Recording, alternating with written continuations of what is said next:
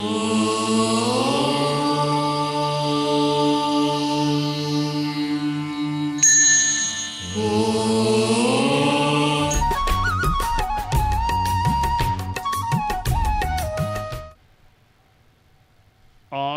वाङ्मय में कहा गया है,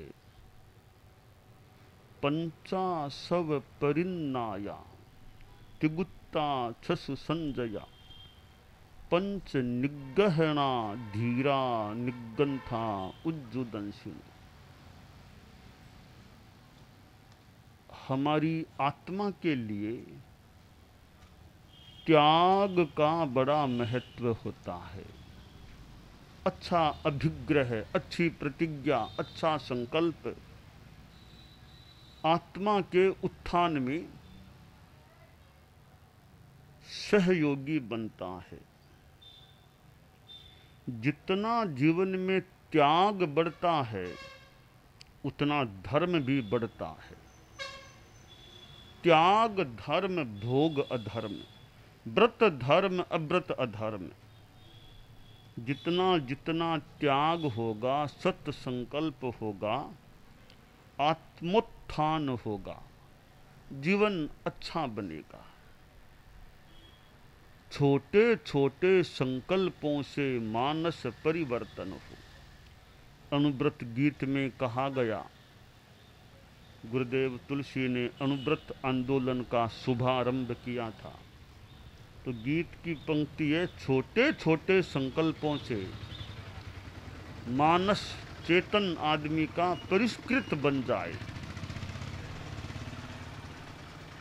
अणु यानी छोटा, व्रत यानी नियम। छोटे छोटे नियम भी गृहस्थ के जीवन में आते हैं तो जीवन अच्छा बन जाता है। एक गांव में साधु आए। साधुओं ने रात्रि में सत्संग किया, व्याख्यान दिया, गीत भजन सुनाए। फिर लोगों से आह्वान किया, कोई त्याग नियम लो, संकल्प लो। कई लोगों ने नियम लिए। किसी ने यह नियम लिया कि मैं चोरी नहीं करूंगा। किसी ने लिया कि मैं झूठ नहीं बोलूंगा। और किसी ने लिया कि मैं रात्रि भोजन नहीं करूंगा। सूर्यास्त से लेकर सूर्योदय तक भोजन तो दूर, पानी भी नहीं पीऊंगा। ऐसे कई नियम ले लिए। एक आदमी ने जो यह नियम लिया था कि रात्रि भोजन नहीं करूंगा, 2-4 दिनों के बाद वह अपने साथियों के लिए दूर देश की यात्रा में निकला, काम धंधे की दृष्टि से। एक वह स्वयं था, 3 उसके और मित्र थे, साथी थे। चारों जा रहे थे और कोई ट्रेन प्लेन वो सुविधा नहीं थी, पैदल जा रहे थे। आज भी पैदल चलने वाले व्यक्ति हैं, हजारों किलोमीटर पैदल यात्रा कर लेते हैं। ऐसे व्यक्ति आज भी मिलते हैं। तो वे चारों एक बार एक गांव में एक बुढ़िया के घर में रुके, रातवासा वहां किया। बुढ़िया ने भी बड़ा आतिथ्य किया कि बहुत अच्छा हुआ तुम लोग यहाँ आए हो। बुढ़िया ने खूब अच्छा खाना खिलाया, आव भगत की, सोने के लिए अपने 2-3 कमरे खोल दिए कि आराम से सो जाओ, कोई कमी नहीं है अपने घर में। रात को कहा, बेटा कल भी यहाँ रहोगे ना? वो बोले, माँ कल तो हमें सवेरे जल्दी आगे जाना है। कि और रहो बेटा, मुझे खुशी होगी और यहाँ रहो। कहीं माँ और तो क्या रहे, आगे जाना है, तुमने बहुत हमारी आव भगत की है। कल सवेरे तो हमें 4 बजे यहाँ से निकलना है। तो कहा ठीक है। तो सुबह नाश्ता कि माँ नाश्ते में देरी हो जाएगी, हम तो जल्दी निकलना, नाश्ता आगे जाके ही कहीं करेंगे।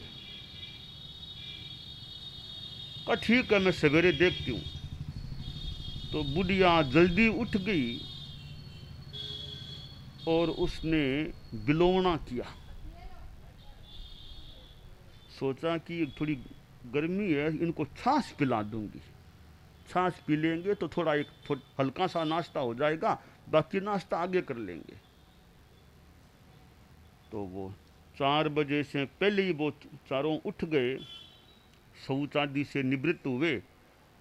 तो कहा माँ अब जा रहे हैं, कि लो बेटा अब जाते जाते छाछ पी के जाओ, अच्छी ठंडी छाछ है, मोड़ी छाछ होनी चाहिए, एक एक गिलास छाछ पी लो। थोड़ा अंधेरा भी था। 4 में वो एक बोला जी मेरे तो रात्रि भोजन के त्याग हैं, मैंने तो कुछ दिनों पहले ही संतों से रात्रि भोजन का त्याग ले लिया है, तो मैं तो पानी भी नहीं पी सकता रात में, तो मैं तो नहीं पीऊंगा। तो वे 3 बोले भी ठीक है, तुम तो सूर्योदय होने के बाद कोई मिलेगा तो देखेंगे, हम तो अभी बुढ़िया की बहुत भावना है, तो छाछ पी लेते हैं। वह तीनों ने छाछ पी ली, तो उसने कुछ नहीं पिया। फिर चारों आगे बढ़े,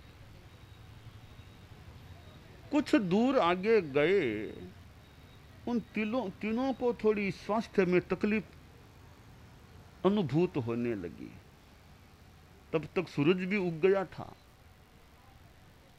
तो वो तीनों बोले रे थोड़ा आराम करें, हमें तो तीनों को ही कुछ तकलीफ सी हो रही है। तो वो चौथा बोला ठीक है, तुम लोग थोड़ा लेट जाओ, मैं थोड़ा सूरज उग गया तो पानी पी लेता हूँ, कुल्ला कर लेता हूँ। वो तीनों लेटे, थोड़ी देर में शरीर नीला पड़ गया, तीनों के प्राण पखेरु उड़ गए। ये बेचारा घबराया, रे हुआ क्या तीनों के, ऐसे तीनों एक साथ ही चले गए।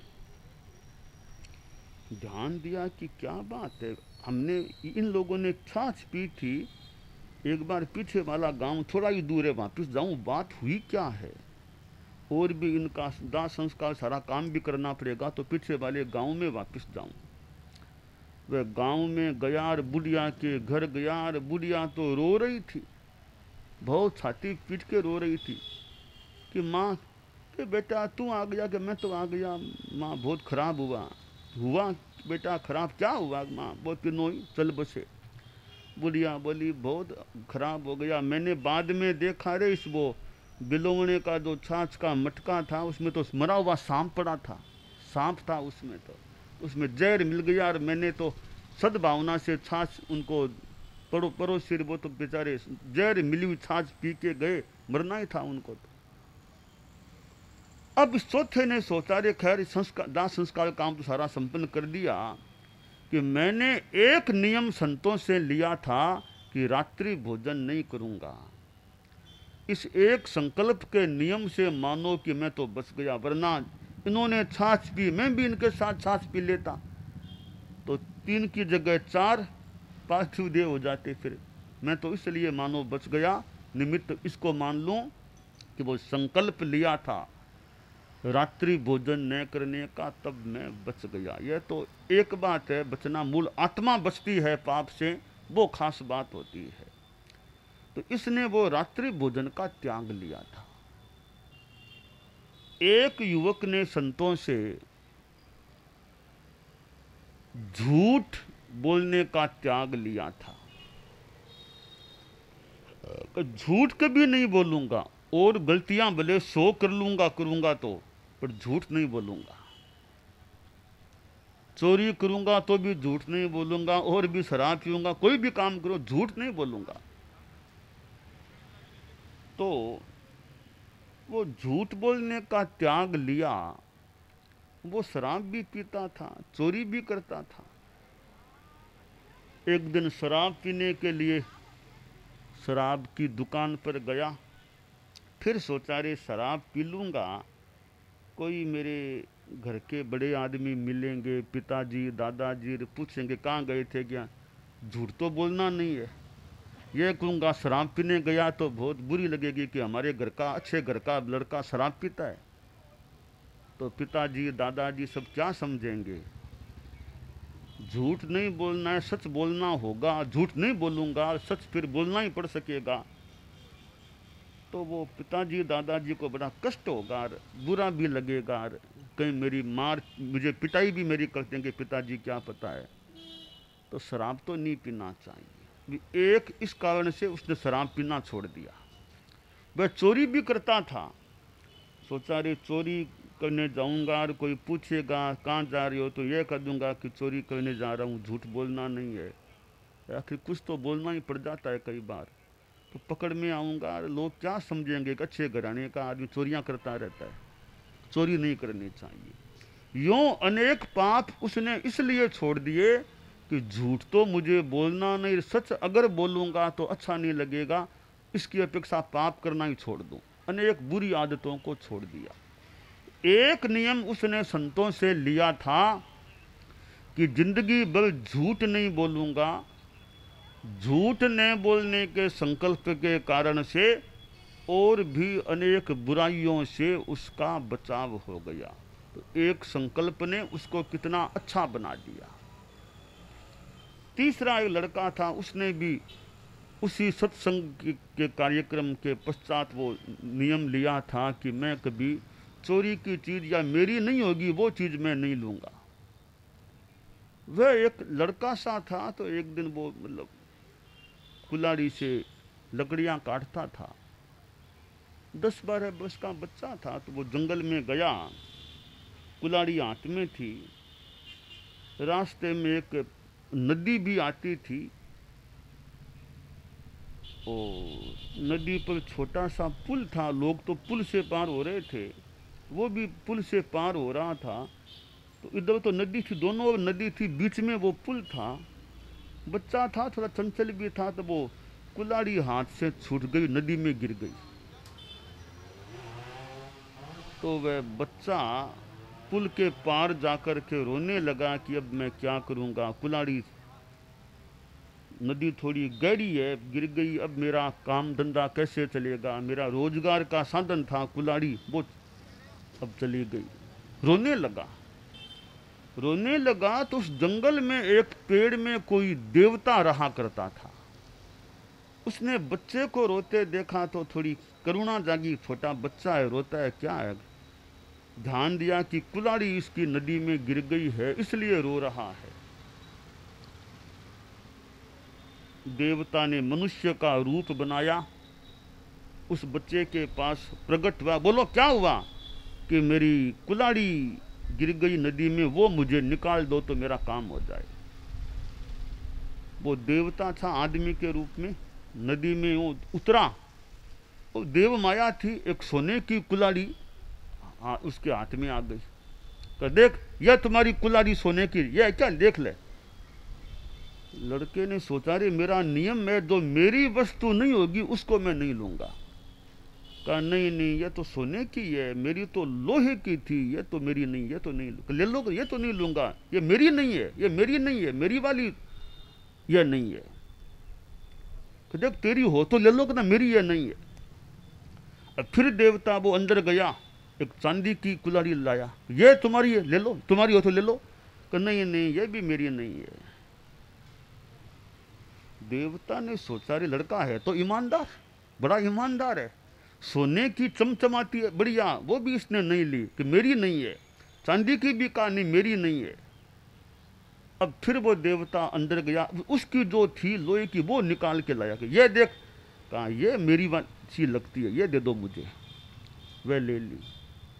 देवता ने सोचा रे बहुत अच्छा लड़का है, बड़ा प्रसन्न हुआ देवता। बोला देख तुम्हारी ईमानदारी से मैं बड़ा प्रसन्न हुआ हूँ। यह सोने की कुल्हाड़ी तुम्हारी तो नहीं है, चांदी की तुम्हारी तो नहीं है, मैं तुम्हें भेंट में देना चाहूँ तो उसमें कोई दिक्कत नहीं है।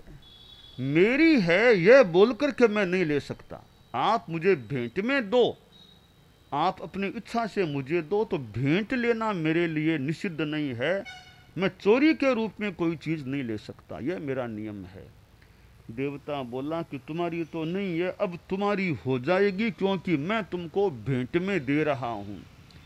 तो सोने की कुल्हाड़ी भी लड़के को भेंट में दे दी, चांदी वाली भी लड़के को भेंट में दे दी, लोहे वाली पहली उसकी थी वो दे ही दी थी। और लड़का तो काफ़ी धनाढ्य बन गया, इतना सोना चांदी आ गया। अब एक उसने नियम लिया था कि चोरी की चीज नहीं लूंगा, पराई वस्तु नहीं लूंगा। उस निमित्त से उसे कितना धन मिल गया, यानी सोना चांदी मिल गया। तो छोटे छोटे नियम होते हैं। ये जो धर्म है या निर्जरा है, इससे दोनों लाभ होते हैं। आत्मा का लाभ भी होता है, आत्मा उज्जवल बनती है, आत्मा अच्छी रहती है, ये आध्यात्मिक लाभ। साथ में भौतिक लाभ भी मिल सकता है। यह सिद्धांत है कि निर्जरा के साथ पुण्य का बंध भी होता है। निर्जरा का काम करेंगे शुभ योग से, निर्जरा भी होती है, साथ में शुभ योग से पुण्य का बंध भी होता है। यानी ये एक पिता की दो संतानें हैं। शुभ योग को हम पिता मान लें, शुभ योग के दो संतान होती है, एक निर्जरा और एक पुण्य। तो एक बेटी भी होती है, एक साथ में बेटा भी होता है शुभ योग। तो बेटी तो हो गई निर्जरा, बेटा हो गया पुण्य। तो निर्जरा से दो संतानें, दो कार्य उत्पन्न होते हैं। शुभ योग को कारण मान लें, जनक मान लें, कुछ भी मान लें, दो कार्य होते हैं, निर्जरा और पुण्य। इसलिए धर्म से आध्यात्मिक लाभ भी होता है, साथ में भौतिक अनुकूलताएं भी धर्म से मिल सकती हैं। तो छोटे छोटे नियम संकल्प होने से आदमी मोटा बन सकता है। छोटे छोटे नियम इकट्ठे होकर के आदमी को मोटा बनाते, बड़ा बना देते हैं। तो जिंदगी में बड़ा बनने का एक उपाय है संकल्पों को ग्रहण करना, अच्छे नियमों को लेना। तो गारहस्थ में नियम त्याग की शक्ति बढ़ानी चाहिए। जैसे मैं कभी शराब नहीं पीऊंगा, पक्का नियम, जिंदगी में कभी शराब नहीं पीऊंगा। भले होटल में ठहरूं, भले हॉस्टल में बच्चा जाए, भले कभी हॉस्पिटल में जाना पड़ जाए, ये शराब कभी नहीं ही पीना, न अंडा मांस मच्छी खाना। अब एक नियम ले लिया, भले इसको छोटा नियम मान लें, पर जीवन को अच्छा रखने वाला नियम है। शराब कभी नहीं पीना। इसी प्रकार धूम्रपान कभी नहीं करूँगा, बीड़ी सिगरेट नहीं पीऊँगा, गुटखा नहीं खाऊँ, खैनी नहीं, नशीले पदार्थों का सेवन नहीं करूँगा, अंडा मांस मच्छी कभी नहीं खाऊँगा। अच्छे संकल्प हैं, आत्मा के लिए अच्छे हैं, आत्मा को निर्मल रखने वाले हैं, निर्मल बनाने वाले। और साथ में भौतिक पुण्य का लाभ भी, अनुकूलता का लाभ भी मिल सकता है, अनेक कठिनाइयों से भी बचाव हो सकता है। आदमी संकल्प ले ले कि मैं चोरी कभी नहीं करूँगा, दूसरे की वस्तु को चोरी की भावना से कभी नहीं उठाऊंगा, जो मेरी अपनी चीज है वो अपनी, दूसरे की चीज को चोरी की भावना से कभी नहीं लूंगा। यह एक संकल्प हो गया। जिंदगी कितनी अच्छी बन जाए कि चोरी से जीवन मुक्त हो जाए। और चोरी की भी सीमा हो सकती है, इस सीमा तक चोरी नहीं करूंगा। और गहराई में या आगे बढ़े तो यह कर टैक्स की चोरी भी नहीं करना बहुत बड़ी बात है, कि मैं अपना कोई भी धंधा करूंगा, किसी भी रूप में टैक्स की भी चोरी नहीं करूंगा। ऐसा भी नियम कोई ले ले, बहुत अच्छा, बड़ा अच्छा नियम है, इस रूप में भी चोरी नहीं करूंगा। तो रात्रि भोजन का कोई त्याग कर दे, पूरी रात का मान लो कर दे तो बहुत ही बढ़िया है, वरना भी 10 बजे के बाद खाना नहीं खाऊंगा, 9 बजे के बाद खाना नहीं खाऊंगा, तो भी एक नियम हो सकता है। यों गृहस्थ के जीवन में छोटे छोटे नियम। और खाना खा लिया, अब 2 घंटा पानी के सिवाय कुछ नहीं, 3 घंटा पानी के सिवाय कुछ नहीं खाना पीना, ऐसे भी नियम हो सकते हैं। तो ये आश्रव है वो खुलापन होता है, त्याग सम्यक्त्व युक्त त्याग होता है, तो संबर होता है।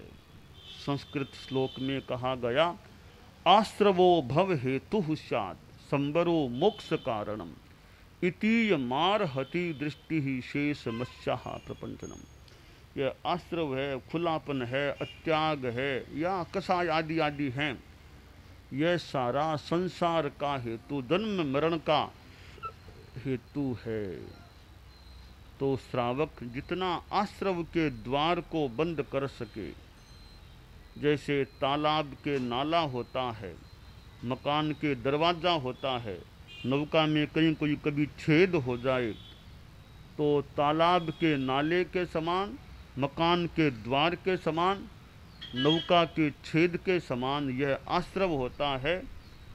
जैसे तालाब में नाले से पानी, नौका में छेद से पानी, मकान में दरवाजे से आदमी आदि प्रवेश करते हैं, इसी प्रकार आश्रव से यह कर्म रूपी पानी, कर्म रूपी आदमी आत्मा में प्रवेश करता है। तो गृहस्थ सम्यक्त्व संपन्न हो, फिर जितना त्याग करे, अव्रत को रोके, व्रत को पुष्ट करे, उतना उतना सम्यक्त्व संबर के बाद, साथ या बाद, यह व्रत संबर भी पुष्ट होता रहता है। गृहस्थ के संपूर्ण व्रत संबर नहीं होता, साधु के तो संपूर्ण विरति व्रत संबर होता है। श्रावक गृहस्थ जितना जितना त्याग करे सम्यक्त्व के साथ, उतना उतना उसका व्रत संबर भी बढ़ता रहता है, पुष्ट होता रहता है। तो जीवन में त्याग चाहिए, संयम चाहिए, अच्छे संकल्प चाहिए। जैन हो या अजैन, कोई भी आदमी हो, जो भी आदमी अच्छे संकल्प ग्रहण करेगा उसे लाभ मिलेगा, यह मान करके चलें। अच्छे संकल्पों से लाभ होता है, आध्यात्मिक लाभ भी होता है, भौतिक समस्याओं से समाधान भी रह सकता है, मिल सकता है। तो हमारी दक्षिण की यात्रा चल रही है। दक्षिण में भी वर्तमान में केरल प्रांत की यात्रा हो रही है। और आदमी चाहे कहीं रहे, अच्छा जीवन जीने का लक्ष्य रहना चाहिए।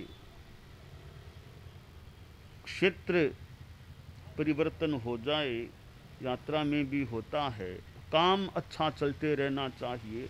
आदमी भी किसी भी क्षेत्र में रहे, दुनिया के किसी भी हिस्से में रहे, अपने संकल्पों को पक्का रखे, अच्छे संकल्पों को साथ रखे, तो वह लाभ से युक्त बन सकता है।